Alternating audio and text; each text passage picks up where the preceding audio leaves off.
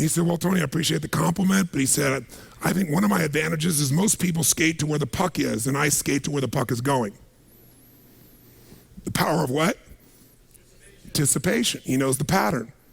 With Jordan, his standard was, I asked him, he said, Tony, everybody, I said, what makes you the best? Is it natural ability? Is it talent? Is it skill? Is it God-given? Is it strategy? What is it? He said, Tony, I think I can say this to you without it sounding like hyperbole.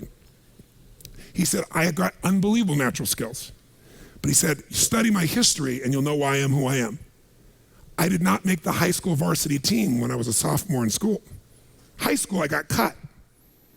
He said, I had a lot of natural talent, but the greatest gift of my life was a coach who said, you're not on the team. And I looked at him, I laughed at him. I said, you got to put me on the team. I'm the most talented guy out there. He said, no, you're not. He said, you have a lot of natural talent, but you have no heart, no absolute commitment, no real drive. You're not on my team. And it just crushed him. And finally he negotiated and he said, look, you want to be on my team next year?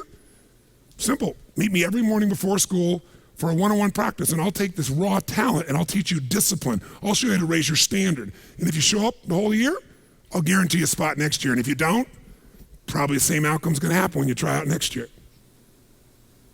He couldn't believe it. And guess what? Most people don't know. Michael Jordan got up every morning and drilled and drilled and drilled and didn't get to be on the team. And next year he was on the team and he was not only good, he was great.